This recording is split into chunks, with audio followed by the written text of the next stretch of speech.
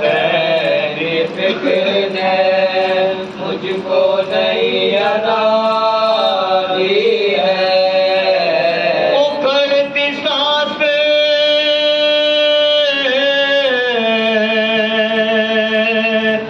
ہوئی شان پر سکون اس دا، اکھڑتی سانس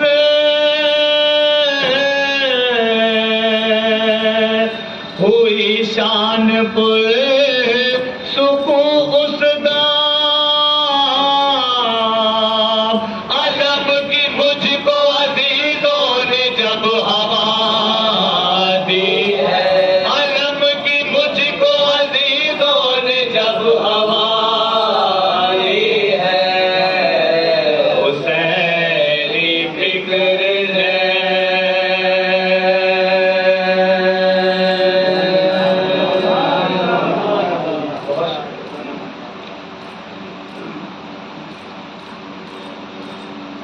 نعرہ سلوات۔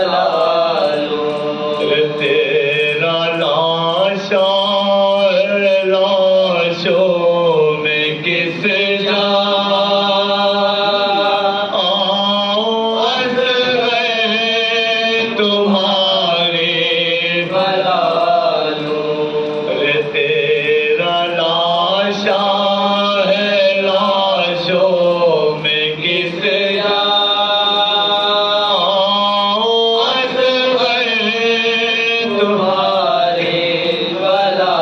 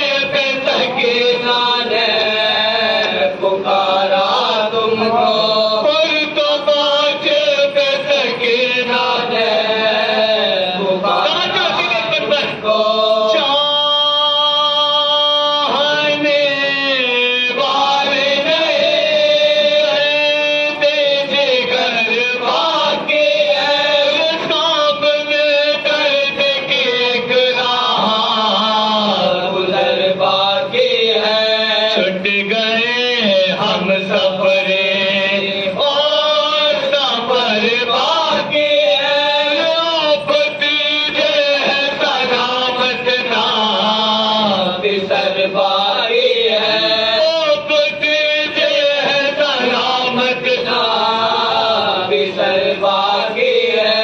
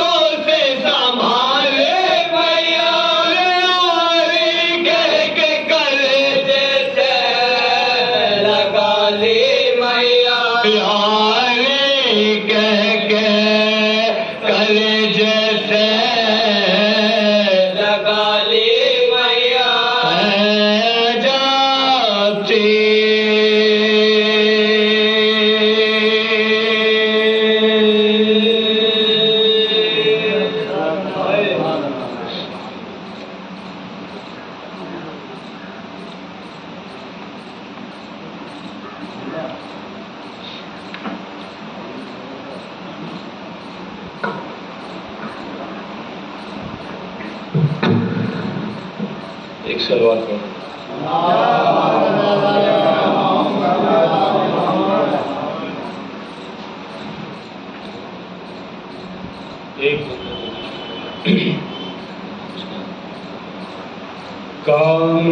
اتنا سا میرا فقر مسیحا کرنا کام اتنا سا میرا فقر مسیحا کرنا میں ہوں بیمار علی مجھ کو نہ اچھا کرنا میں ہوں بیمار علی مجھ کو نہ اچھا کرنا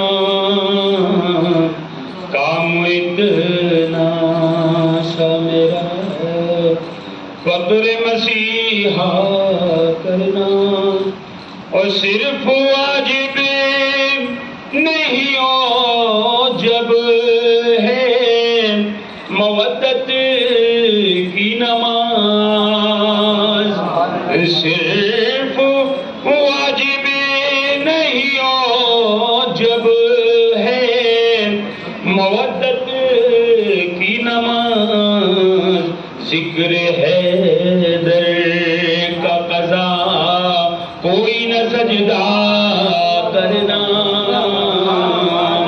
ذکر ہے در کا قضا کوئی نہ سجدہ کرنا میں ہوں بیمار علی مجھ کو نہ اچھا کرنا صلوات پڑھ دیتا اور اس خانے میں روشن ہے غمیشے کے چراغ اس خانے میں روشن ہے غمیشے کے چراغ ارے بھول جائے گی ہوا اپنا تماشا کرنا بھول جائے گی ہوا اپنا تماشا کرنا میں ہوں بیمار علی مجھ کو نہ اچھا کرنا شیخ حسن صلی اللہ علیہ وسلم اور سرے محشر میری اشکوں نے بچا لی عزت سرے محشر میری اشکوں نے بچا لی عزت میرے اعمال نے تو چاہت رسوا کرنا میرے اعمال نے تو چاہت رسوا کرنا سرے محشر میری اشکوں نے بچا لی عزت میرے اعمال نے تو چاہت رسوا کرنا میں ہوں بیمار علی مجھ کو نہ اچھا کرنا اور درے حیدر پہ جبین رکھ کے ستارے نے کہا درے حیدر پہ جبین رکھ کے ستارے نے کہا ارے آپ ہی جانتے ہیں قطرے کو دریا کرنا آپ ہی جانتے ہیں قطرے کو دریا کرنا میں ہوں بیمار علی مجھ کو نہ اچھا کرنا صلوات پڑھ دیتا ہوں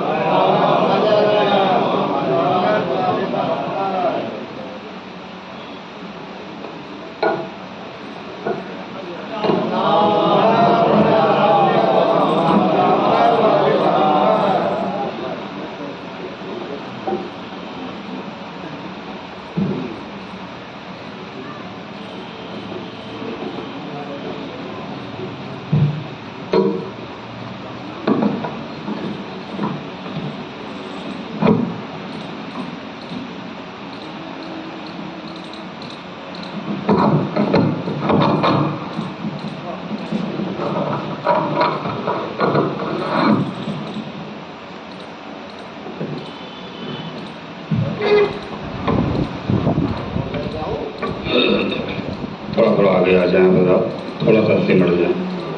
تھوڑا سا تو آگے آ جائیں, کافی جگہ ہے. آئیے, تھوڑا سا زحمت ہوگی. اچھا آئیے آئیے تشریف لائیے. رحم اللہ من قرأ الفاتحہ.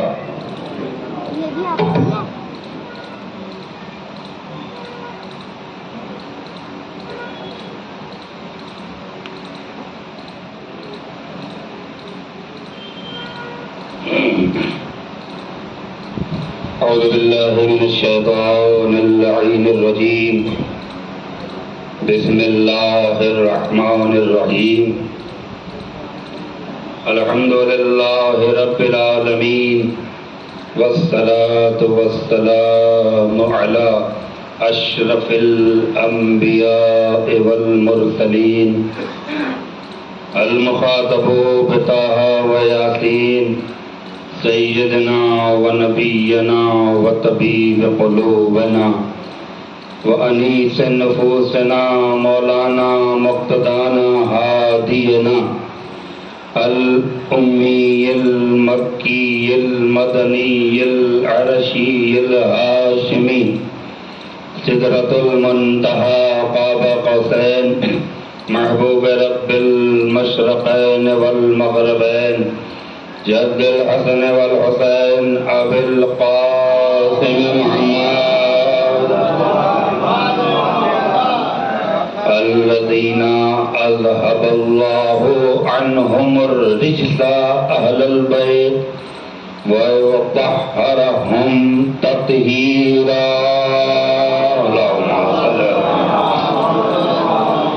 وعلى أهل بيته الطيبين الطاهرين المعصومين المظلومين المنتخبين المنتجبين ولعنة الدائمة على أعدائهم أجمعين من يومنا هذا إلى يوم الدين. آمين يا رب العالمين. اما بعد فقد قال سبحانه تبارك وتعالى في محكم كتابه المبين وهو أصدق الصادقين وقوله الحق. بسم الله الرحمن الرحيم. قل لا أسألكم عليه أجرا إلا المودة في القربى. صلوات الله محمد عظمت شہداء کربلا پر مل جل کر بلند آواز سے صلوات پڑھ دیں محمد. پروردگار عالم قیامت تک باقی رہنے والی کتاب قرآن مجید کے سورہ شورا میں اپنے محبوب ترین پیغمبر حضور سرور کائنات حضرت محمد مصطفیٰ صلی اللہ علیہ وآلہ وسلم کے وسیلے سے اپنے محبوب بندوں تک ایک اہم ترین پیغام اور ایک امپورٹنٹ میسج پہنچا رہا ہے. ارشاد رب العزت ہے قل لا اسألکم علیہ اجرا.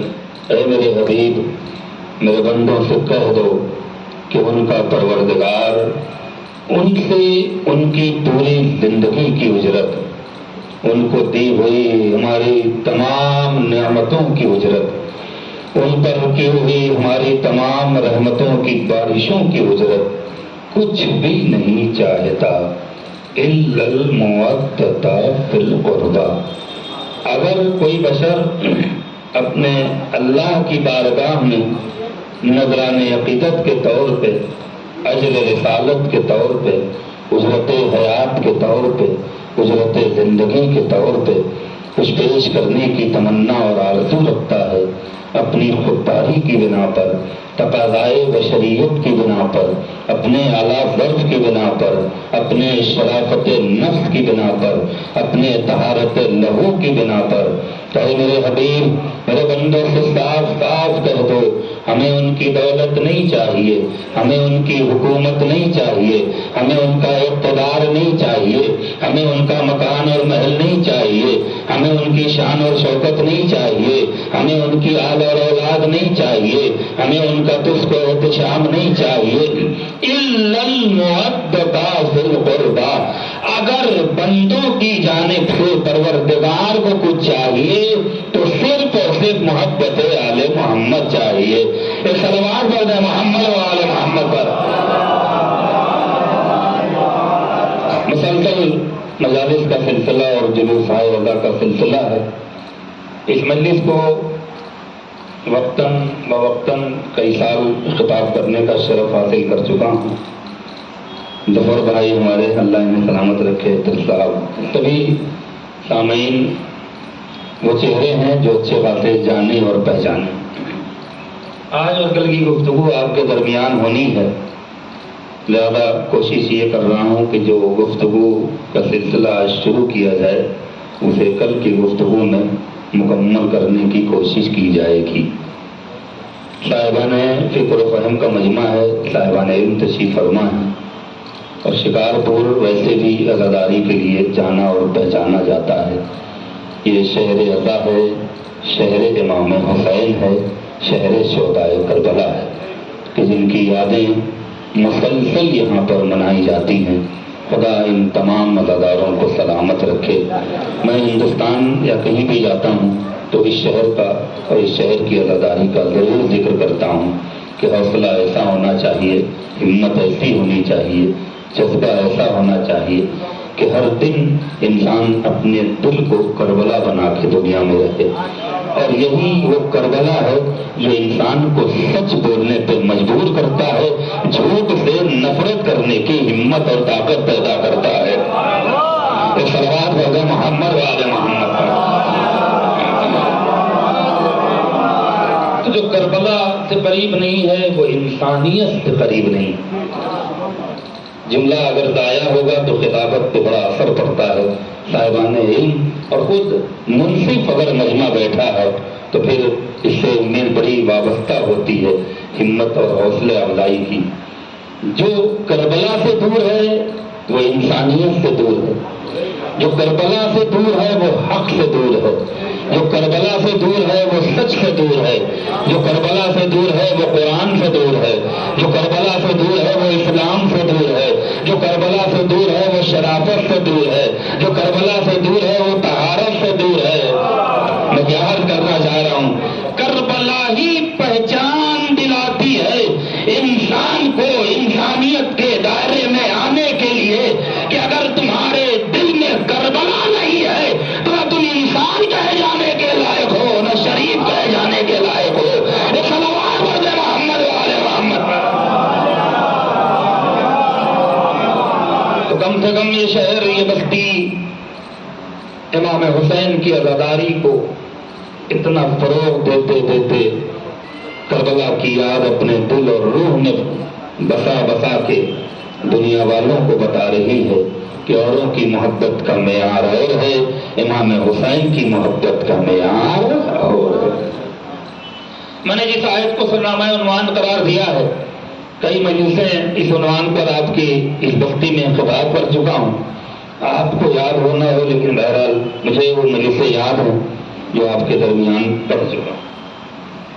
بہت تفصیلی گفتگو کرنے کا موقع اور محل نہیں ہے، صاحبان علم تشریف فرما ہے، اور یہیں سے گفتگو اپنے اصل مرحلے کو طے کرنے جا رہی ہے۔ اس آیت کو آیہ مودت کے نام سے جانا اور پہچانا جاتا ہے، اور سب سے زیادہ اس آیت کی اگر تبلیغ، تشہیر اور ترویج کسی امام نے کی ہے تو وہ ہمارے اور آپ کے چھٹے امام امام جعفر صادق علیہ السلام۔ تھوڑا سا یہ آیت کا پس منظر ہے جو آپ کی خدمت میں پیش کرنے کی کوشش کر رہا ہوں، اور انتظار کر رہا ہوں وہ نفرات کا جو اپنی عادت بنا چکے ہیں کہ منبر خطیب پہ بیٹھے گا تب ہم چلیں گے۔ بہرحال میں سامعین سے زیادہ چھیڑخانی کرنے کا عادی نہیں ہوں، وہ جانے ان کا نصیب جانے، جو جس وقت آ جائے در اہل بیت پہ، چاہے پہلے آئے چاہے بعد میں آئے، نجات بھی مل جاتی ہے اور انسانیت بھی مل جاتی ہے۔ یہ اس در کا کمال ہے، اس در کا معجزہ ہے، جہاں تقدیم و تاخیر کی کوئی قید نہیں ہے، بس عظمت فرش ادا، تہذیب فرش ادا، اصول فرش ادا اور اہمیت فرش ادا، اس کے پیش نظر تاکید کی جاتی ہے کہ سامعین مجلس کے ابتدائی مرحلے میں اگر آ کے فرش پہ بیٹھ جاتے ہیں تو ان کے ثواب کا مرحلہ اور ہوتا ہے ان کے مقابلے میں جو بعد میں آ کر شرکت فرماتے ہیں۔ کہ صلوات پڑھیں محمد علیہ محمد پر۔ توجہ جا رہا ہوں، اب آئیے چھٹے امام جعفر صادق والسلام پر۔ میں اکثر و بیشتر اپنی خطابت کے درمیان یہ جملہ کہا کرتا ہوں کہ دیکھیے، اگر اسلام کو معراج تک امام حسین والسلام نے پہنچایا ہے تو شیعت کو معراج تک جس امام نے پہنچایا ہے اس امام کا نام امام جعفر صادق والسلام ہے۔ اس لیے کہ علماء بیٹھے ہوئے ہیں، اگر کسی مسلک کو، کسی مذہب کو، کسی فرقے کو، کسی نظریے کو نظم اور ضبط اور ایک مکتب کے اعتبار سے کسی امام نے اگر پہچنوایا ہے شیعت کو تو وہ ہمارے اور آپ کے چھٹے امام ہیں، جنہوں نے شیعت کو ایک نظام، ایک دستور العمل، ایک مکتب کی شکل میں اگر کائنات میں پہچنوایا ہے تو ہمارے اور آپ کے چھٹے امام نے پہچنوایا ہے۔ اور یہی وجہ ہے، توجہ جا رہا ہوں، کہ ہم چاہے امام حسین پر جتنی بھی جان قربان کر دیں، ہماری نسلیں قربان، ہمارے آباء و اجداد قربان ہو جائیں، لیکن ہم ان کی محبت کا حق ادا نہیں کر سکتے، قربانی کا حق ادا نہیں کر سکتے۔ یہ قوم کل بھی علی پہ مرتی تھی، آج بھی مرتی ہے اور قیامت تک مرتی رہے گی۔ یہ قوم کل بھی امام حسین پہ جان قربان کرنے کو تیار تھی، آج بھی ہے اور قیامت تک رہے گی۔ لیکن عزیزان گرامی، یہ بات ذہن میں رکھیے گا کہ اتنی جذبات و قربانی کے باوجود بھی اگر کسی یونیورسل اسٹیج پر، بین الاقوامی سطح پر اس قوم کا تعارف کرایا جاتا ہے، انٹروڈیوس کرایا جاتا ہے، تو ہمیں نہ ملت حسینیہ کے نام سے پہچانوایا جاتا ہے، نہ ملت علویہ کے نام سے پہچانوایا جاتا ہے، نہ ملت حسنیہ کے نام سے پہچانوایا جاتا ہے، نہ ملت سجادیہ کے نام سے پہچانوایا جاتا ہے، نہ ملت باقریہ کے نام سے پہچانوایا جاتا ہے۔ اگر پوری کائنات اس ملت کو پہچان رہی ہے تو ملت جعفریہ کے نام سے پہچان رہی ہے۔ صلوات پڑھیں محمد وآل محمد پر۔ اب اس کی آج وجہ سن لیں، اور وقت رہا انشاءاللہ تو آپ کے مزاج کی بھی خطابت کرنے کی کوشش کروں گا، لیکن میں چاہ رہا ہوں کہ بچوں کو دین کی بنیادی باتوں کا علم ہونا چاہیے۔ جو شیعہ اگر چھٹے امام کے بارے میں نہیں جانتا تو اسے شیعہ کہلانے کا کوئی حق نہیں ہے۔ اس لیے کہیں بھی جاؤ گے تو ملت جعفریہ کے نام سے ہی جانے جاؤ گے، فقہ جعفری کے نام سے ہی ہماری شناخت ہے، ہماری پہچان۔ اب وہ سلسلہ کہاں سے شروع ہوا، اسی تفصیل کو مختصر لفظوں میں بیان کرنے کی کوشش کروں گا۔ اہل علم ہے 132 ہجری میں اس قوم کو ملت جعفریہ کا نام کیوں دینا پڑا، یہ ذہن میں رکھیے گا۔ اور میں نے بات کہی ہے کہ آئے مودت کی سب سے زیادہ اگر کسی امام نے تبلیغ کی ہے، تشہیر کی ہے، تو وہ ہمارے اور آپ کے چھٹے امام امام جعفر صادق والسلام ہیں۔ تھوڑا سا میں چاہ رہا ہوں کہ یہ بات بھی آپ تک پہنچانے کی کوشش کروں۔ اب آپ بتائیے 132 ہجری میں بنی امیہ کا خاتمہ ہوا۔ میں سوال کرنا چاہتا ہوں عالم اسلام سے، اور بڑے مشاہدے کی بات پیش کر رہا ہوں، توجہ کا طالب ہوں۔ بنی امیہ ایک کوئی چھوٹی حکومت کا نام نہیں تھا، 56 ملکوں پر جس کی حکومت تھی اس کو بنی امیہ کہا گیا۔ آپ جوانوں غور فرمائیے گا، آج ایک ظالم حکومت یہاں پر موجود ہے، اس کو ہٹانے کے لیے اپوزیشن کو لوہے کے چنے چبانے پڑ رہے ہیں، اس سے انکار تو نہیں ہے، پھر بھی مد مقابل وہ طاقت، وہ ہمت، وہ جذبہ نہیں ہے کہ یہ چیلنج کر سکیں کہ ہم انہیں شکست دینے جا رہے ہیں۔ توجہ ہے کہ نہیں ہے؟ ایک ظالم حکومت کو مل کر ہٹانے میں اتنی طاقت، اتنی حکمت، اتنی کوشش کے باوجود بھی یہ یقین نہیں ہو رہا ہے کہ ہم انہیں ہٹا پائیں گے بھی کہ نہیں ہٹا پائیں گے۔ اب عالم اسلام سے ان جوانوں کو میں متوجہ کر رہا ہوں کہ جب بھی کوئی غیر شیعہ عالم ملے تو اس سے یہ سوال ضرور کریے گا جو انتظام حیدر آج کی مجلس میں دینے جا رہا ہے۔ غور فرمائیے، جس ملک کی حکومت 56 ملکوں پر ہو، اس ملک کو شکست دینے والی اپوزیشن پارٹی جس کے پاس نہ فوج ہے، نہ اسلحہ ہے، نہ طاقت ہے، نہ ہمت ہے، نہ افراد ہے، نہ وقت ہے، نہ مصلحت ہے، پوچھو عالم اسلام کے علماء سے کہ آخر بنی عباس نے اتنی بڑی طاقت بنی امیہ کو کیسے شکست دیا؟ سوال ہے، کون سی حکمت استعمال کی، کون سی طاقت، کون سا اسلحہ، کون سی فوج، کون سے افراد، کون سی میزائل، کون سی توپ، کون سا تیر، کون سا نشانہ؟ خالی ہاتھ تھے مگر جیت گئے۔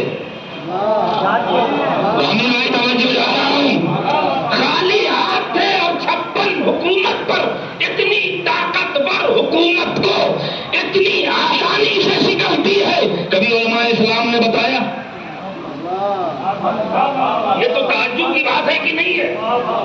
ہر انسان تعجب کرے گا، مگر سچائی ہے کہ 132 ہجری میں بنی عباس نے بنی امیہ کا خاتمہ کیا، اور یہ اسلام کی سچی تاریخ ہے، جس سے کوئی جھٹلا تو اب یہ اسلامی ملک میں اپنے علم کا ڈھنڈورا پیٹنے والے مورخ یہ سچ کیوں نہیں بتاتے ہیں کہ جب بنی عباس خالی ہاتھ تھے تو جیتے کیسے؟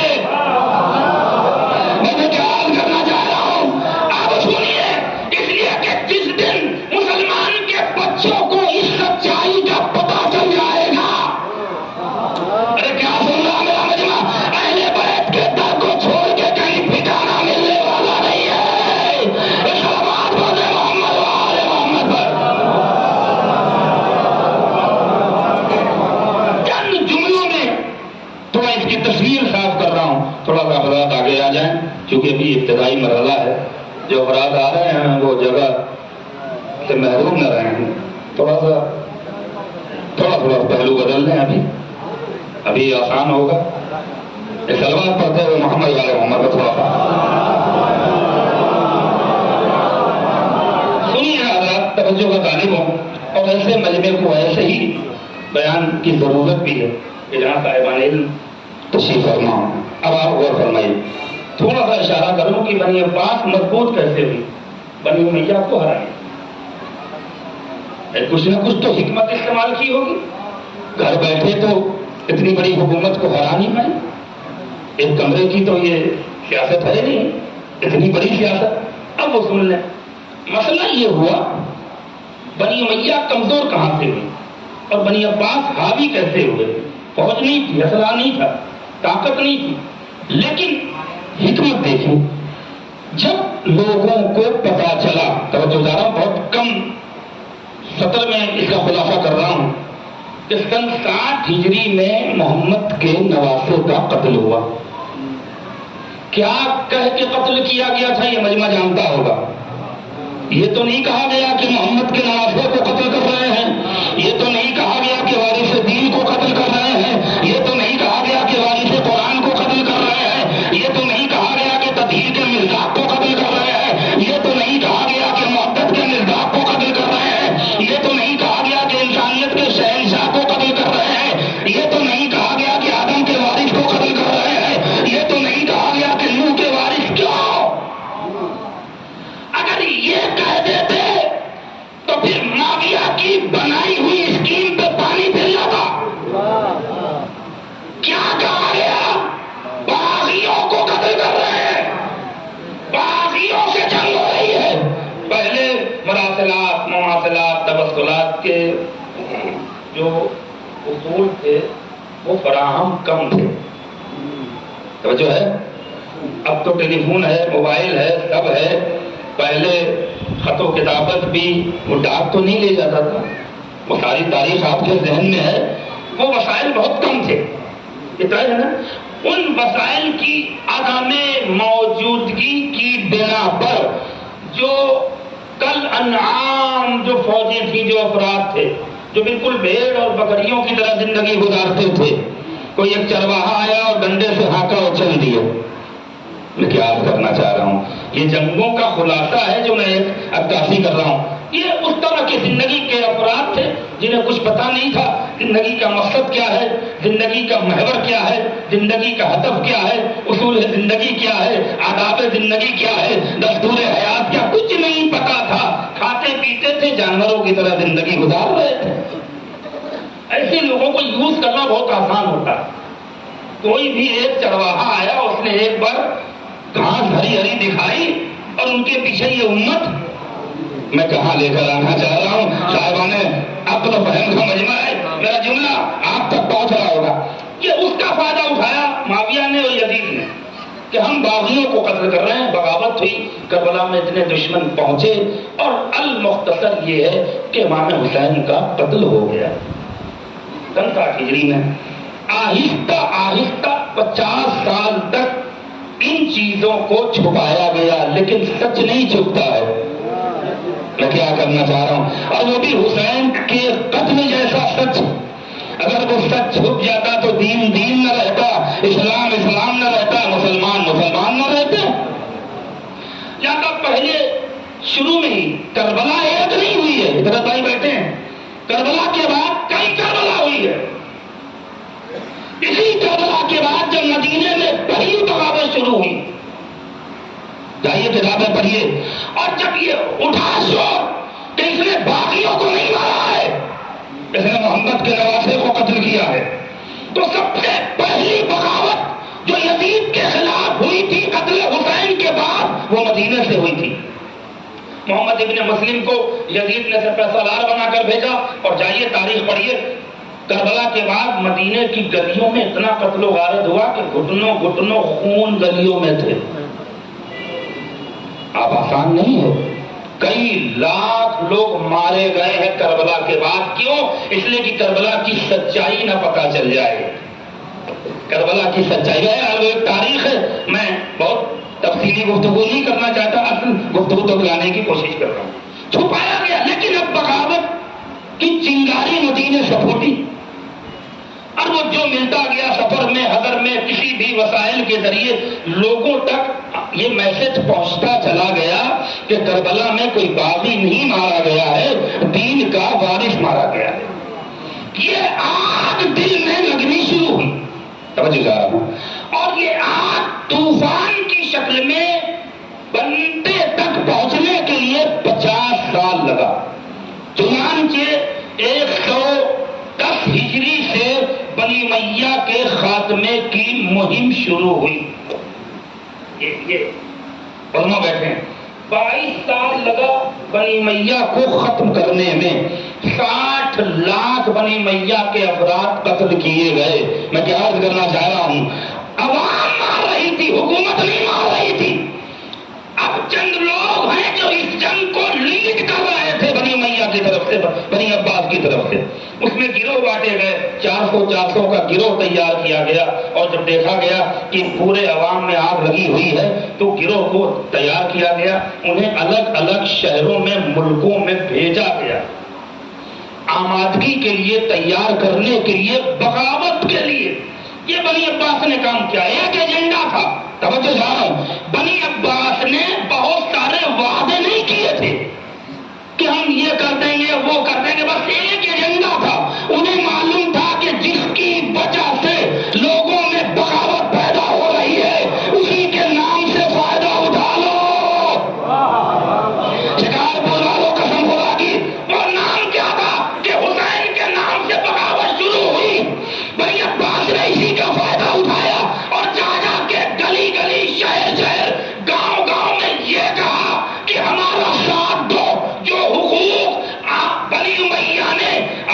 محمد کے چھینے ہیں ہم انہیں لوٹا دیں گے. ارے بھائی کیا سننا میرا مجمع اہل علم کا مجمع. بس ایک ایجنڈا تھا اور یہی اہل اسلام بتاتے نہیں ہے کہ بنی عباس حکومت پر آئے کیسے, بنی عباس برسر اقتدار پہنچے کیسے. کسی اپنی حکمت اپنی طاقت سے نہیں, اہل بیت کی خیرات سے پہنچے ہیں.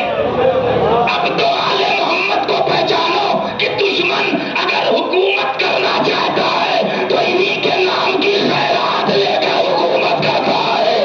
صلوات دے محمد وآل محمد. اس طرح سے بغاوت ہوئی اور ایک ایجنڈے پہ بنی عباس جیت گئی. جو حقوق آل محمد کے بنی میاں نے چھینے ہیں ہم انہیں واپس. ایک ایجنڈا تھا, بس اسی ایک ایجنڈے پہ بنی عباس نے بنی میاں کو ہرایا. کنویں میں کود کے 100 افراد کنویں میں کود گئے, اس میں مارے گئے. بھیڑ اور بکریوں کی جھنڈ میں چھپ جاتے تھے, جھاڑ میں چھپتے تھے, گھنے درختوں میں چھپ کے جان بچا رہے ہیں.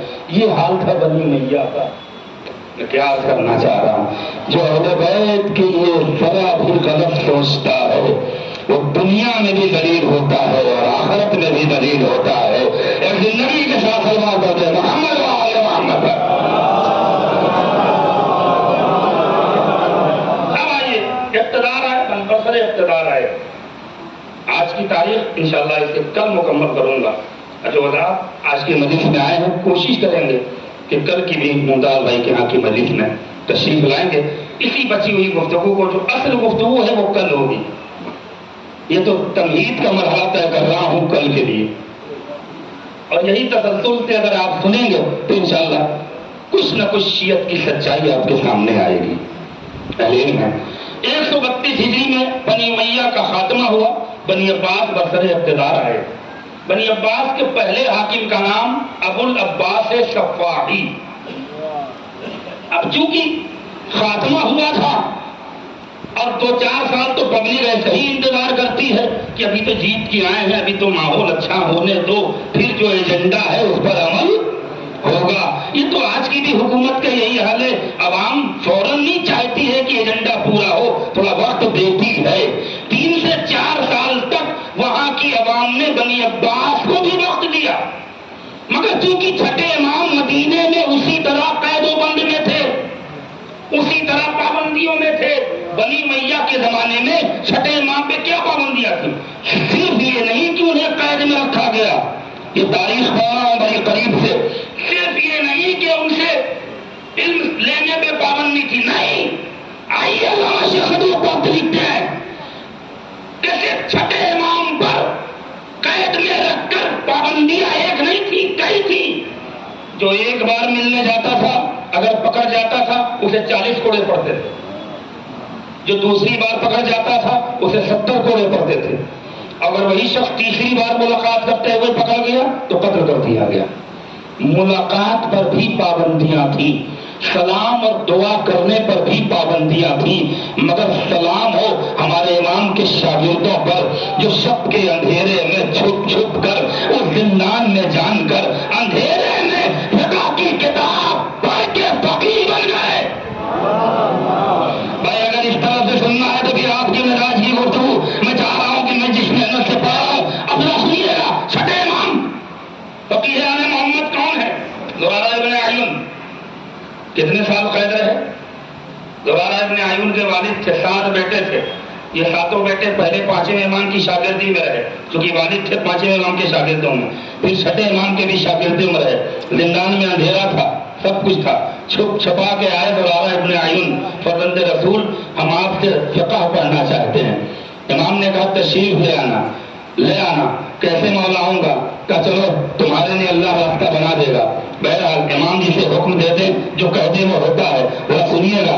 آئے بیٹھے امام کے پہلو میں, چراغ ساتھ لے کر آئے تھے. امام نے کہا دوبارہ چراغ رہنے دو, تمہیں عبارت دیکھنا ہے تم عبارت دیکھ لو گے. کہاں سمجھا ہے آجما, تمہیں کتاب کی عبارت دیکھنا ہے وہ تمہیں دشواری, جبکہ گھنگور اندھیرا تھا. اور زرارہ کہتے ہیں کہ میں رات بھر پڑھتا رہا, مجھے ایک سطر بھی ایسی نہ ہوئی کہ نظر نہ آئی ہو.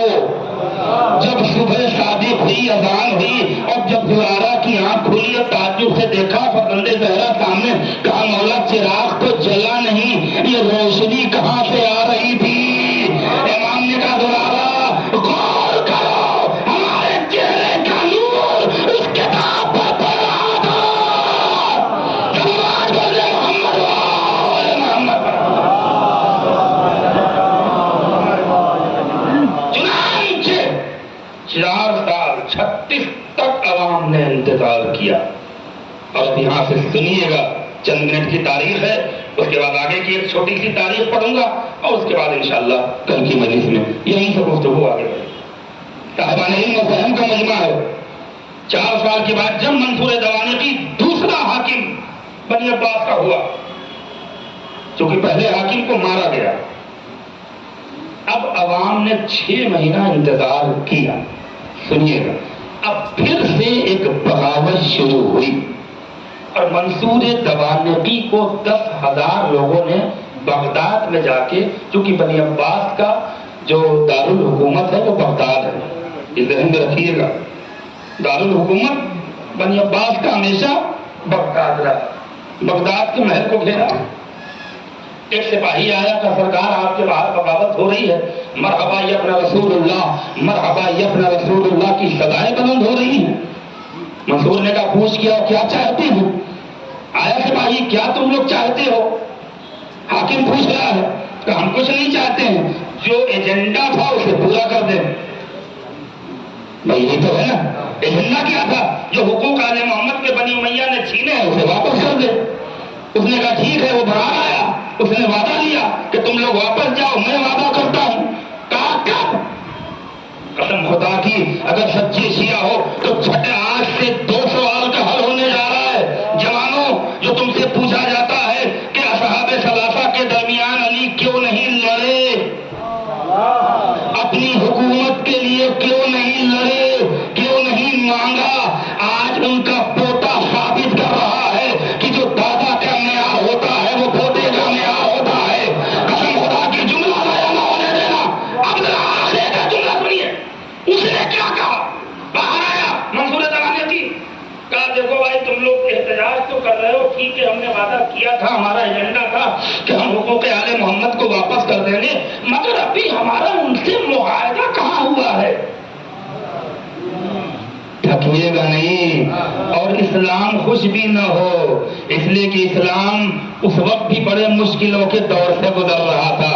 یوں کہہ دیا جائے کہ ایک جہنم کے بعد دوسرے جہنم میں اسلام داخل ہو گیا تھا۔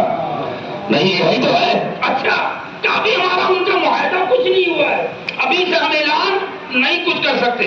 کہا ٹھیک ہے، جتنی جلدی ہو معاہدہ کرو، ورنہ ہم دوبارہ پھر احتجاج کریں گے اور آپ کا تختہ پلٹ دیں گے۔ یہ دیکھتی عوام کی طاقت۔ اس نے کہا ٹھیک ہے، اب ذرا آگے کی تحریر سنیے گا۔ چھٹے امام کو منصور دوانقی نے فوراً خط لکھا کہ جتنی جلدی ہو بغداد تشریف لے آئیے، ہمارا آپ کا معاہدہ طے ہو جائے، اس کے بعد پھر آپ بھی مطمئن ہو جائیں اور ہم بھی مطمئن ہو جائیں، حکومت کو طرز عمل مل جائے۔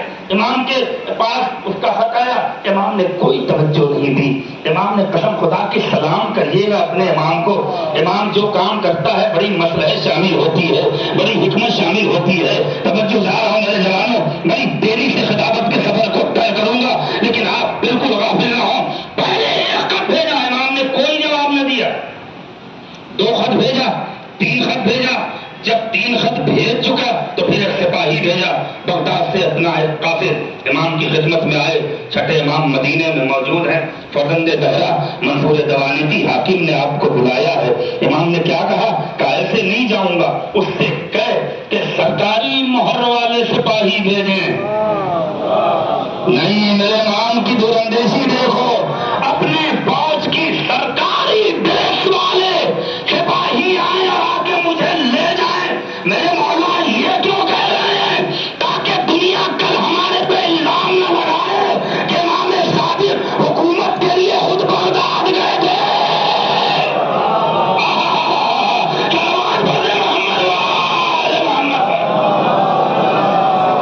انہیں بلایا گیا ہے تو وہ گئے ہیں، چنانچہ اس نے بھیجا، بڑی تیزی شریفان بہن کے سرکاری آئے امام صادق پوری شان و شوکت کے ساتھ یہ پہلی بار منصور دوانیتی کے دربار میں داخل ہو رہے ہیں. آنا جانا تو کئی بار ہوا ہے لیکن آج پہلی بار کا منظر سن لیں. انشاءاللہ کل دوسری بار کا منظر بیان کروں گا.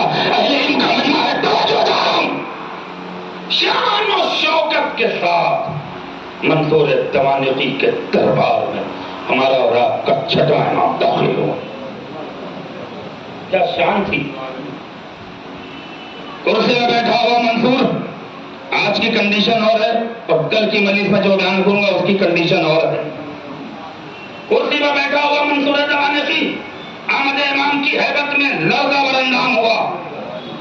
میں کیا عرض کرنا چاہ رہا ہوں, امامت کی شان یہی ہوتی ہے کہ دشمن خود کانپنے لگتا ہے. ایک صلوات پڑھیں محمد والے محمد پر. اور یہاں سے انتظام حیدر کو اجازت بہت تیزی سے خطابت کے سفر کو طے کر رہا ہوں. امام آئے, ظاہر سی بات ہے چند کارندے ہیں, احترام کے لیے کھڑا ہوا, کرسی آگے بڑھائی, فرزند رسول بیٹھ جائیے. امام نے کرسی کو مڑ کے نہیں دیکھا. جب کرسی والے اور ہوتے ہیں, اسلام والے اور ہوتے ہیں. وہ زندگی کے ساتھ سلوات پڑھتے محمد والے. آئیے بازار باہر کھڑے ہیں, اندر جگہ ہے, ابھی کافی جگہ ہے بھائی. یہ لوگ جو کھڑے ہیں انہیں اندر بھیجیے, اچھا نہیں لگ رہا ہے کہ کافی جگہ ہے بیٹھنے کے لیے. ایک اور سلوات پڑھتے محمد والے محمد پر. بس یہاں کے بعد گفتگو آگے بڑھے گی, توجہ چاہ رہا ہوں. امام آئے, یہ جواب بہت دور تک جانا چاہیے آج کے اس ممبر سے. خاص طور جوانی جواب کو سنیں اور پھر جو اعتراض کرتے ہیں کہ علی کیوں نہیں بولے, علی کیوں نہیں بولے, علی کیوں نہیں بولے. اب اس کا جواب ہمارے چھٹے امام دے رہے ہیں. آئے 14 شرط منصور دوانیتی نے معاہدے کے طور پہ پہلے سے لکھ رکھے تھے. امام کی دستخط ہوگی, ہماری شرطیں مان جائیں گی. امام اپنے کام سے ہم توجہ ہے میرے عزیزو, لیکن باطل کے ارادے کو امام پہلے ہی جانتے ہیں. فقیر غنی شیعت کی بنیاد پڑھ رہا ہوں, چھٹے امام سے ہماری پہچان ہے, لہذا بیس پڑھ رہا ہوں. امام داخل ہوئے, سلام دعا ہوئی, اس کے بعد اس نے عہد نامہ پڑھایا.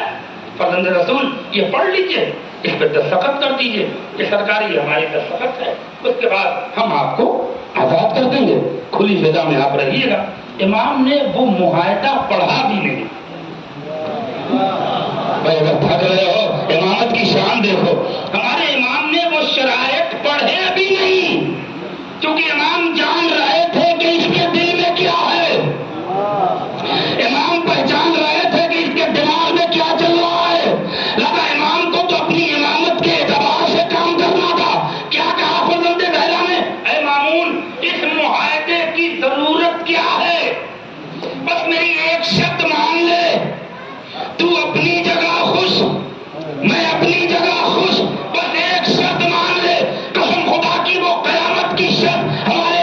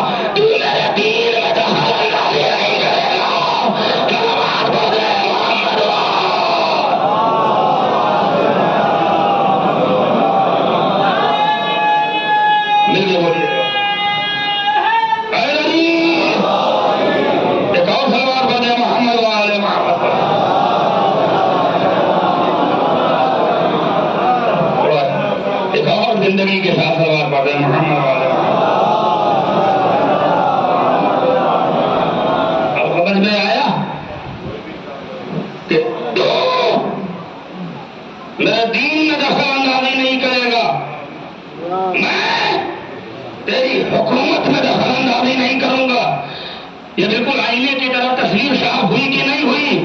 حکومت کرنے والے اور ہیں، اسلام کو بچانے والے جو حکومت والے ہیں ان کا اسلام سے کوئی لینا دینا نہیں۔ بھائی بات تو مکمل ہو گئی نا، آگے کی گفتگو ہوگی۔ انتظام حیدر یہاں سے اپنی خلافت کے رخ کو موڑ رہا ہے۔ اس کے بعد سرکاری اعلان ہوا، مانا اس نے منصور نے جو چاہتا تھا وہ مل گیا۔ حکومت چاہتا تھا نا، ڈر تھا کہ کہیں یہ نہ کہہ دیں کہ گدی پہ میں بیٹھنا چاہتا ہوں، اس لیے کہ کم ظرفوں کی دنیا بہت زیادہ ہے، اعلیٰ ظرفوں کی دنیا بہت کم ہے۔ سلام ہو امام پر، جو چیز چاہتا تھا وہ مل گئی۔ ویلکم، موسٹ ویلکم میرے مولا، مجھے منظور ہے۔ ٹھیک ہے، امام آئے۔ مدینے میں سرکاری ڈور بجا کے جو اعلان ہوتا تھا وہ پرانا ہے، اعلان ہوا۔ یہ سب عربی متن کا ترجمہ کر رہا ہوں کہ مدینے والوں سنو، سارے شہر میں سرکاری طور پہ پوری حکومت میں اعلان ہوا کہ جو پابندیاں تھیں فضل ظاہرہ سے ختم ہو گئی۔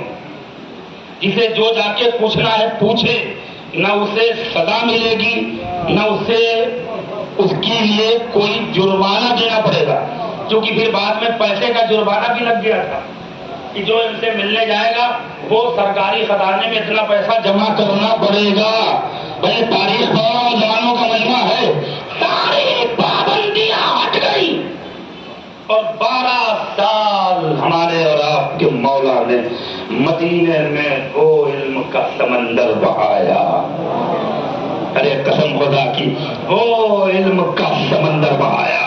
بس 5 منٹ کی تاریخ اور سن لیجیے، اس کے بعد انشاءاللہ کل کی مجلس میں یہیں سے گفتگو آگے بڑھے گی۔ سب سے پہلے میرے امام نے کیا کیا؟ جو درسگاہ بنتی کھولی گئی۔ 2013 میں حج کرنے گیا تھا، اسی سال امام کی درسگاہ کو بنی میاں کی اولادوں نے مسمار کر دیا۔ اس میں 12 دروازے تھے، ایک باپ کا نام باب علی تھا جو سب سے بڑا دروازہ تھا، سامنے سے اس سائڈ کے چھوٹے چھوٹے دروازے تھے، ٹوٹل 12 دروازے تھے۔ انا مدینۃ العلم وعلی بابها۔ بھائی یہ 12 دروازے اسی لیے لگائے گئے تاکہ کوئی عدد یاد رہے نہ رہے، مگر یہ 12 کی عدد یاد رہے کہ اگر علم کی بھیک لینا چاہتے ہو تو انہیں کے در پہ آنا پڑے گا۔ یہ سلوات پڑھے محمد والے محمد پر۔ بہت دیر سے سفر کو طے کر رہا ہوں، مل کے بولیے گا یا علی یا علی، اللہم صل علی۔ سب سے پہلے امام نے جو درسگاہ کھولی اور ممبر پہ گئے، جس آیت کی تلاوت کی وہ ہے آیت معطب، قل لا اسألکم علیہ اجرا الا المودۃ فی القربى۔ اب اگر صدقہ امام حسین کا حق ادا ہو گیا تو شاید مجلس اس کمال تک پہنچ جائے جو شہزادی چاہتی۔ امام سے جب پہلی بار آپ نے ممبر پہ چڑھ کے اس آیت کی تلاوت کی تو چاہنے والے نے پوچھا مولا ہم تو سمجھے تھے کہ کسی اور آیت کی تلاوت کریں گے، لیکن آپ نے ممبر پہ پہلا قدم رکھا اور آیت مقدس پڑھا۔ امام نے کہا کیوں نہ پڑھوں، اس لیے کہ کائنات کی ابتدا بھی ہم ہیں، کائنات کی انتہا بھی ہم ہیں۔ صلوات پڑھیں محمد والے محمد پر۔ چونکہ وقت دعا قریب ہوا ہے لہذا خطابت اپنے پورے رفتار سے آگے بڑھ رہی ہے۔ اس کے بعد امام نے اپنے بابا کے شاگردوں کو 2-3 شاگردوں کو بیٹھا کے پہلے دن کا درس شروع یہ 12 سال کو سمیٹ رہا ہوں۔ اس کے بعد 2 سال میں پہلے دن 2 شاگرد، دوسرے دن 5، تیسرے دن 10، اور یہ سلسلہ اتنی تیزی سے آگے بڑھا کہ 2 سال میں کئی ہزار شاگرد امام کی درسگاہ میں شریک ہو۔ تھوڑی سی تاریخ پڑھ رہا ہوں، ہو سکتا ہے آپ کے مزاج سے ہٹ کی گفتگو ہو، لیکن شیعت کی بیس پڑھ رہا ہوں جو آج کی سب سے سخت ضرورت ہے۔ امام نے 2 سال میں ایسی شخصیت کو تراشا کہ جس شخصیت کا قیامت تک کوئی نظیر اور مثال نہیں ہے۔ 2 سال میں امام نے جو شخصیات کو تراشے ہیں ان کے نام سن لیجیے، شاید اس نام کے ذریعے ہمارے علم کا اور ہمارے حکمت کا لگاؤ جو ہے وہ اہل بیت کی بارگاہ سے اور قریب ہو۔ 18,000 شاگرد 2 سال میں. پہلے اگر کوئی آتا تھا مناظرہ مباحثہ کرنے تو امام براہ راست خود کرتے تھے، لیکن 2 سال میں جن شخصیات کو نکھار کر تراش کر کے دنیا کے سامنے میرے امام نے پیش کیا، ان میں سب سے پہلا نام علوم قرآن اور علوم تفسیر میں جس ذات کو تراشا اس کا نام ہے عمران. میم رے الف نون. اللہ اکبر. جس ذات کو تراشا اس کا نام ہے عمران. اس کے بعد دوسری ذات کو جنہیں نکھار کر تراش کر 2 سال میں دنیا کے سامنے بے نظیر بنایا، وہ کون ہے؟ علوم ادبیات، لغت ادبیات میں ابان ابن تغلب. ایک ہی نام پہ آپ وہ نہ ہوئیے، یہ وہ نام ہے جن سے اگر ہم قریب ہو گئے تو شاید شیعت کی اصل آشنائی ہمیں حاصل ہو جائے اور شیعت کی معرفت حاصل ہو جائے. پہلا نام علوم حدیث، علوم قرآن اور علوم تفسیر میں پہلا نام جو امام ششم کے شاگرد ہیں 2 سال میں جنہوں نے عبور حاصل کیا علوم قرآن و تفسیر پر، وہ ہے جناب عمران. علوم ادبیات پر جنہیں اوور کانفیڈنس، جنہیں عبور حاصل کیا ہمارے امام ششم کے ذریعے، وہ ہے ابان ابن تغلب. جس ذات نے 2 سال میں عبور حاصل کیا ان کا نام ہے زرارہ ابن عیون. علم عقائد میں، اللہ اکبر، علم عقائد میں جس پرسنالٹی کو ہمارے امام نے تراش کر کائنات کے سامنے بے نظیر بنایا ان کا نام ہے مومن پاک. علوم حدیث میں جس ذات کو، جس شخصیت کو نکھار کر لے آئے ان کا نام ہے ابو بصیر. علم کیمیا میں،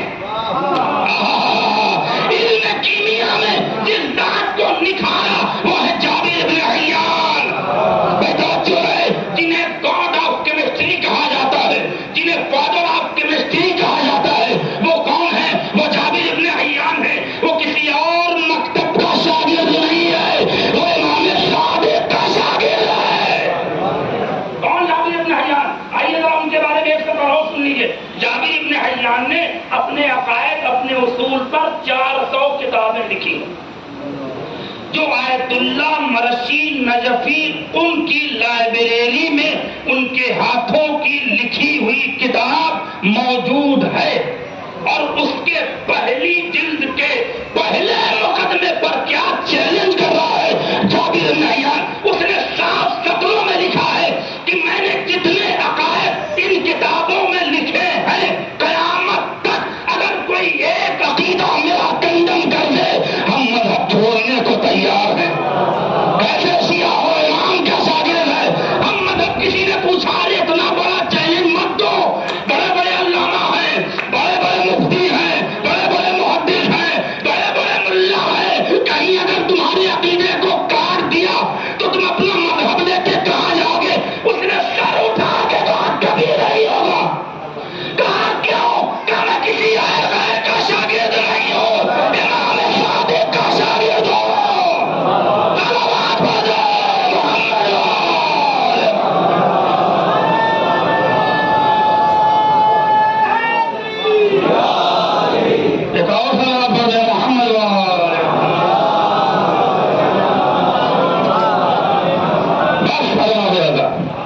انشاءاللہ اس کے آگے کی گفتگو کل کی میں نے سوچا تھا تو الگ الگ عنوان پہ گفتگو کروں گا، مگر پھر ذہن میں آیا کہ نہیں، اسی عنوان پر گفتگو کی جائے اور پھر اسے دونوں مجلس میں مکمل کیا جائے. قُلْ لَا أَسْأَلُكُمْ عَلَيْهِ أَجْرًا إِلَّا الْمَوَدَّةَ فِي الْقُرْبَى. چوتھے امام نے بھی سب سے زیادہ اس آیت کی تلاوت کی. آ رہا ہوں، 2 بات سن لیجیے، اس کے بعد مسائل کی منزل کو طے کریں. صاحبان علم کا مجمع دربار یزید میں، توجہ جا رہا ہوں، جب یزید ایک ایک کو پہچان رہا تھا اور پہچانے والے پہلو میں کھڑے تھے، اس بیچ میں امام مسلسل آئے مودت کی تلاوت کر رہے تھے. ہمارے اور آپ کے چوتھے امام، قسم خدا کی آپ کا روح اور آپ کی روح تر و تازہ ہو جائے گی امام کے جواب سے. یزید نے دیکھا کہ یہ قیدی ہے، ہاتھوں میں ہتھکڑی ہے، مسائل نہیں پڑھ رہا ہوں، آئے مدت کی اہمیت دیکھیے، اور یہ آواز اس کی بڑی بلند ہے جو پورے دربار میں گونج رہی ہے۔ جسم کی نقاہت تو ہے مگر آواز میں کوئی کمزوری ابھی توجہ ہے میرے تو۔ اس نے کہا کہ اپنے کسی مشیر سے پوچھا یزید نے کہ یہ کون ہے؟ اس کے ہاتھ میں ہتھکڑی اور کمر میں بڑی ہے، آواز ایک آیت کی تلاوت مسلسل کر رہا ہے۔ تو کسی نے کہا کہ اس کے بلا کے خود ہی پوچھ لیجیے، تھکنا نہیں، بلا کے خود ہی پوچھ لیجیے۔ تو نے کہا قیدی تھوڑا آگے بڑھو۔ امام نے آواز دی، کیوں آگے بڑھوں؟ کہا تم سے کچھ پوچھنا ہے۔ کہا اگر میری آواز تجھ تک نہیں پہنچ رہی ہے تو تیری مجبوری ہے۔ بھگنا نہیں، بھگنا نہیں، سلامت رہو، سلامت رہو۔ امام نے جو قیامت کا جواب دیا ہے، اگر آپ دیکھیے فرش پہ دو طرح کے لوگ آتے ہیں، ہمیشہ کا اصول ہے، یاد رکھیے گا، فرش پہ دو طرح کے لوگ آتے ہیں۔ ایک وہ لوگ ہیں جو صرف جسم لے کر آتے ہیں، مردہ آتے ہیں مردہ چلے جاتے ہیں۔ ایک وہ ہے جو روح لے کر آتے ہیں، زندہ آتے ہیں زندگی لے کے چلے جاتے ہیں۔ اس سوال کو دیں محمد والے محمد پر، بولیے گا حیدری۔ اچھا کچھ لوگ خاموشی کے بھی بڑے ماہر ہوتے ہیں، وہ بھی مہارت رکھتے ہیں۔ بہرحال میں ان کا بھی احترام کرتا ہوں، لیکن کیونکہ فضیلت اہل بیت کا مسئلہ ہے لہذا میں چاہتا ہوں اسے روح سے جوڑیے۔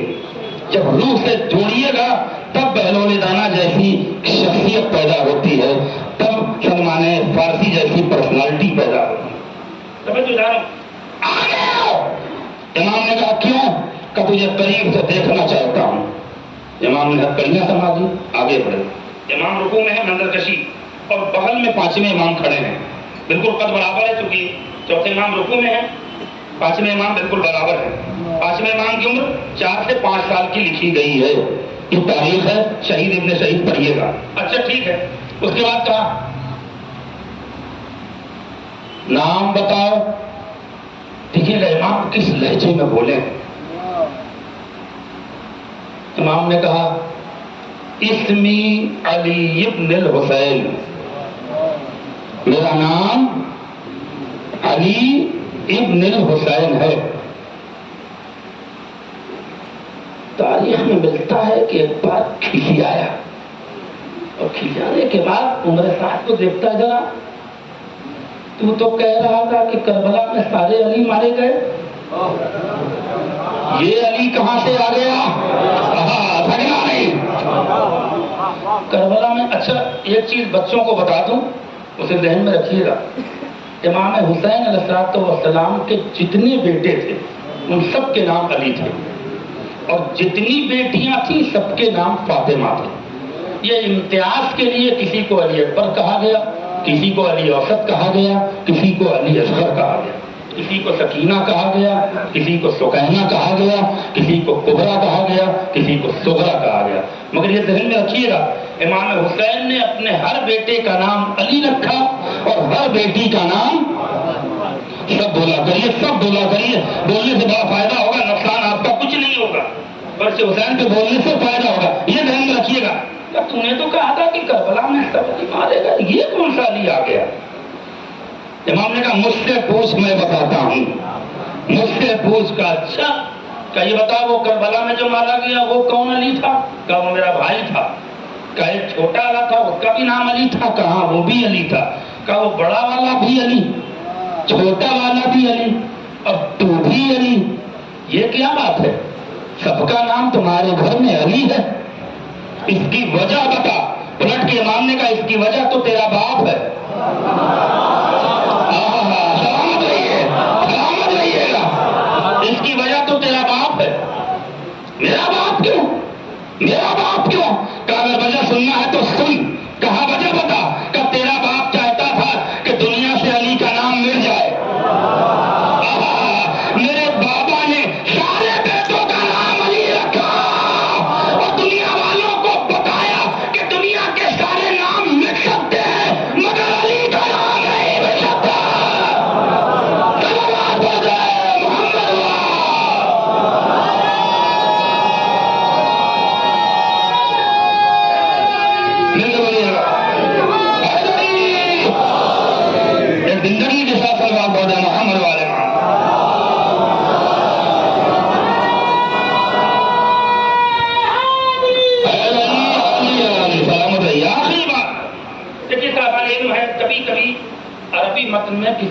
ترجمہ ممبر کے لیے شایع نشان نہیں ہوتا، ضروری نہیں ہے کہ وہ لفظ ممبر سے ادا کیا جائے، لیکن اگر وہ جملہ امام کے دہن سے نکلا ہے اور امام کی نیت بھی وہی ہے، اس کو اپنی اصطلاح میں، اپنے محاورے میں جو عرف عام میں بولا جاتا ہے، اگرچہ ضم ہے مگر چونکہ نسبت ایسی ذات کی طرف ہے کہ اگر اس سے اس جملے کو جوڑ دیا جائے تو وہ ضم کی جگہ مدح ہو جاتی ہے۔ نہیں، آپ متوجہ نہیں ہے۔ جیسے یزید کا نام، یہ تو ہے نا، اس کے لیے تو جو بھی آپ لفظ استعمال کریے وہ عربی میں والد الحرام کہا جاتا ہے، اس کو اردو میں کچھ اور کہا جاتا ہے۔ عربی میں بھی وہی معنی ہیں، عربی میں کہیے چاہے اردو میں۔ بہت سے سنجیدہ لوگ اس جملے کو پسند نہیں کرتے ہیں، لیکن جو کہ بزرگ علماء نے اسی طرح لکھا ہے، پانچویں امام نے جو بات کہی ہے، لہذا میں بڑی معذرت کے ساتھ امام کے اس جملے کا ترجمہ کروں گا تاکہ بعد میں صاحبان علم یا سنجیدہ افراد میری خطابت پر معترض نہ ہوں۔ اس صلوات پڑھ دیں محمد والے محمد۔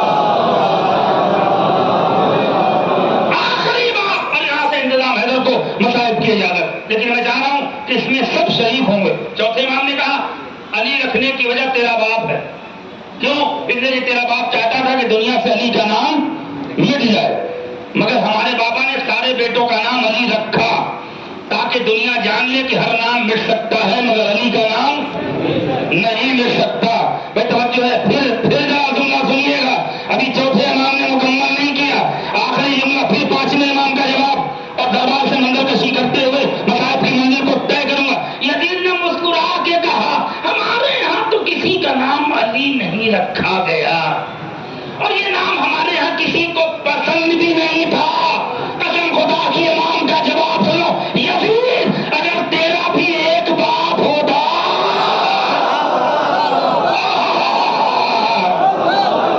تیرے خاندان والے ایک باپ کے ہوتے تو تیرے گھرانے میں بھی علی کا نام رکھا جاتا۔ صلوات بولے محمد وال۔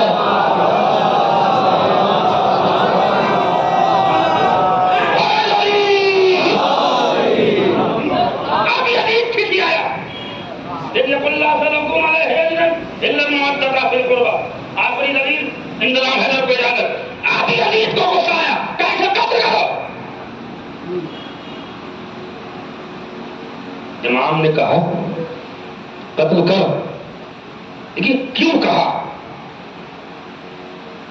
امام نے کہا، پہلے چوتھے امام، دلیل دی ہے پانچویں امام۔ دو امام ایک ملعون کے دربار میں کھڑے ہیں، اماموں کا مجمع ہے، منظر کشی کر رہا ہوں، دو جملے کی منظر کشی ہے۔ کیا کہا یزید نے؟ سپاہیوں سے کہ اسے جتنی جلدی ہو اسے قتل کرو۔ امام نے کہا قتل کرنے سے پہلے ذرا مشورہ تو کر لے۔ دیکھیے یہی پر لانا چاہ رہا ہوں، اہل علم کا مجمع ہے۔ اب آئیے میں ہاتھ جوڑ کے ان تمام مومنین سے سوال کرتا ہوں، یزید کے دربار میں اس وقت جو بھی بیٹھا تھا کیا آپ مان سکتے ہیں کہ وہ شریف رہا ہوگا؟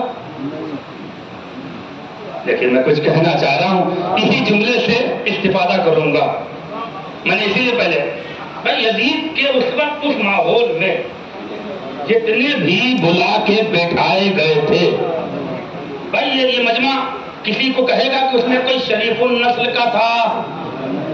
بھائی کس نسل کے تھے یہ سارا مجمع جانتا ہے، میں نے کچھ کہنا۔ لیکن اب آئیے ذرا سی روایت پڑھ رہا ہوں، اس پورے یزید کے دربار میں عیسائیوں کا بھی مجمع بہت کثیر تھا، چونکہ یزید کی ماں میسونہ عیسائی مذہب سے تھی، لہذا پورا ننیحال جمع تھا۔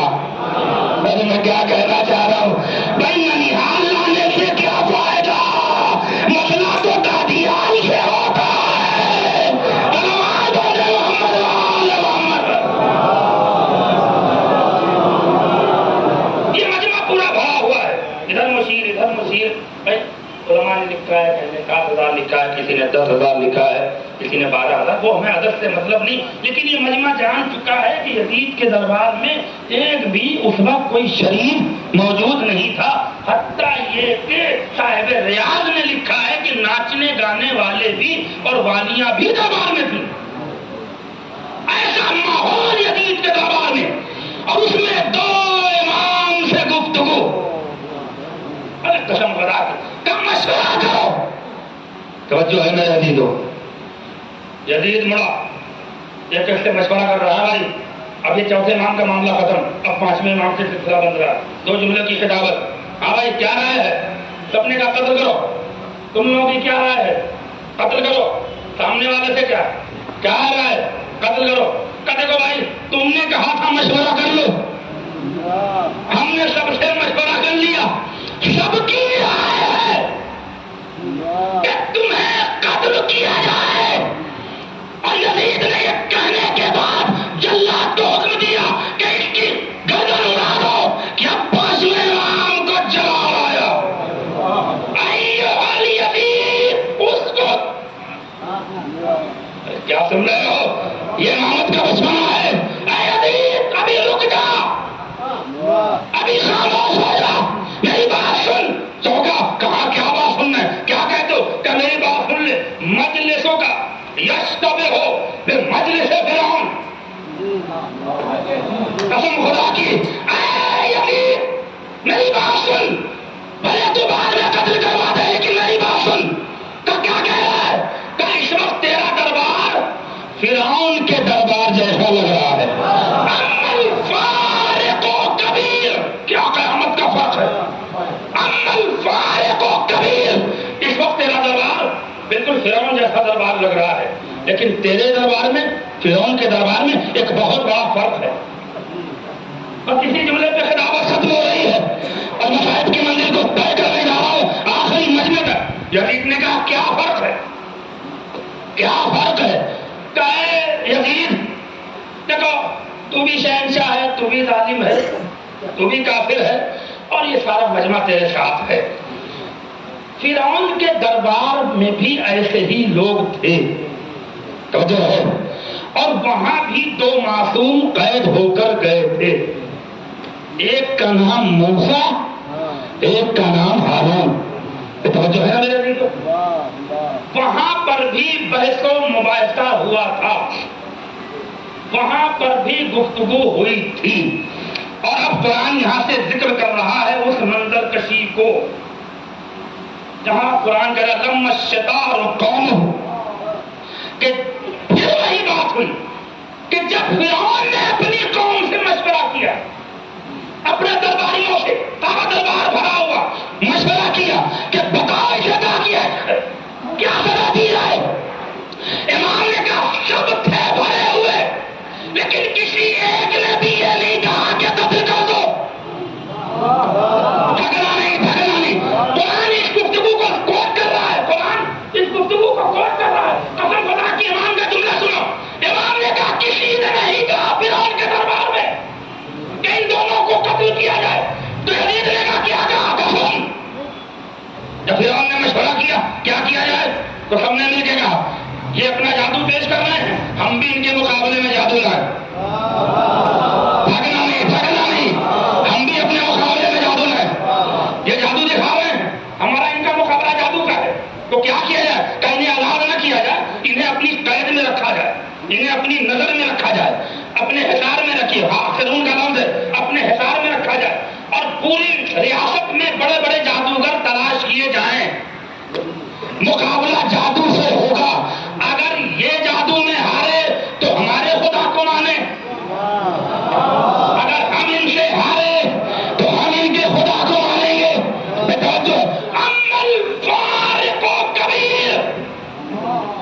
دیکھو فرعون کے دربار میں بھی سب تھے، لیکن کسی نے قتل کا مشورہ نہیں دیا.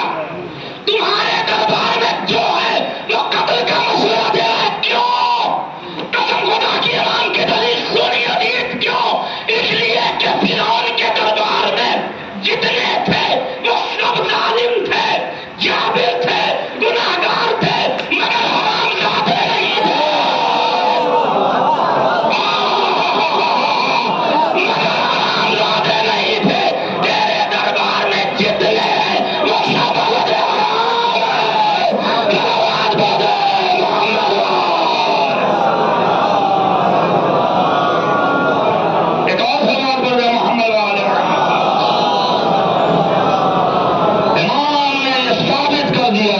کہ جو قتل حسین میں شامل ہوتا ہے وہ صحیح النسل نہیں ہوتا. لہذا امام نے بتایا کہ وہ فرعون کا دربار تھا، یہ تیرا دربار ہے. بس دربار گیا، مجلس تمام ہو گئی. 22 سفر چہل میں کربلا گزر گیا. امام حسین کے چاہنے والے شہدائے کربلا کا چہلم منا چکے. لیکن میں یہ ہر جگہ کہتا ہوں کہ شکارپور کی بستی وہ ہے جہاں چہلم کے بعد بھی چہلم ہوتا ہے. خدا ان نظرداروں کو سلامت رکھے. بہت تفصیلی مسائل پڑھنے کا موقع نہیں رہ گیا، بس چند جملے احساس کے لیے. مسائب احساس کا نام ہے، مسائب سماعت کا نام نہیں ہے. مسائب سننے کے لیے نہیں پڑھے جاتے کہ جیسے آپ نے یہ واقعہ کبھی مسائب سنا ہی نہیں ہے. 1400 سال سے وہی مسائب پڑھے جا رہے ہیں اور وہی خطیب وہی شہادت پڑھتا ہے. بس آپ کو احساس دلانے کے لیے پڑھا جاتا ہے. کربلا سننے کا نام نہیں ہے، کربلا رونے کا نام ہے.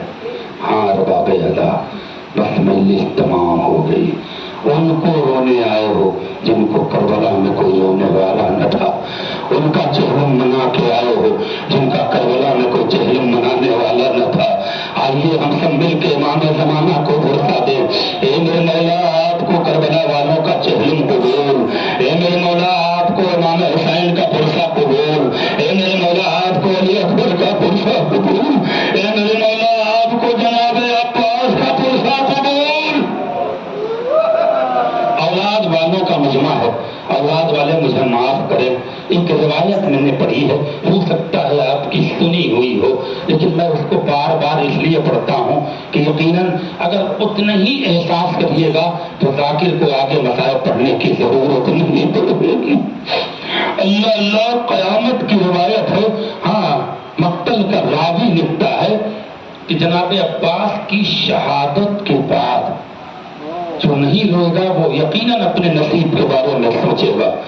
اس لیے کہ امام فرما چکے ہیں، چھٹے امام، کہ جو ہمارے مسائل سن کے خاموش رہتا ہے وہ دنیا کا بد نصیب انسان ہے. اپنے نصیب کو اچھا بنانا ہو تو بندہ حسین میں رونے کے عادی ہو جاؤ. اس لیے کہ کربلا والوں پہ آنسو بہانا بھی اجر عظیم ہے. بی بی فاطمہ دعائیں دیتی ہے، میرے لال پہ رونے والوں سلامت رہو. اے میرے مظلوم پہ رونے والوں سلامت رہو. آواز بلند کر کے رویا کریے. جب بھی گریا کریے، خاموشی کا گریا بھی اہل بیت کو پسند نہیں ہے. یہ رویا کریے جیسے کوئی بوڑھی ماں کسی جوان کے لاشے پہ روتی ہے. یا بنیا اجرکم اللہ. بس ایک دو چھوٹی چھوٹی روایتیں سن لیجیے اور کوئی تفصیلی مسائل پڑھنے کا موقع محل نہیں رہ گیا. جناب عباس، اللہ اکبر. مقتل کی روایت میں ملتا ہے کہ شہادت عباس کے بعد 3 موقع ایسے آئے ہیں کہ جہاں عباس کی لاش پلٹ گئی. احساس کرو گے تو لوگ قیامت کا ذمہ ہے. جناب عباس کی لاش اپنے آپ پلٹ گئی. اللہ اکبر. 3 موقع ایسے آئے ہیں جہاں سرکار باب المراد قمر بنی ہاشم سقائے سکینہ طاقت حسین عباس کی لاش کروٹ پلٹ گئی. پہلی بار کب؟ جب حسین کے گلے پہ شمر کا خنجر چلا. الا قتل الحسین بکربلا. آواز بلند کر کے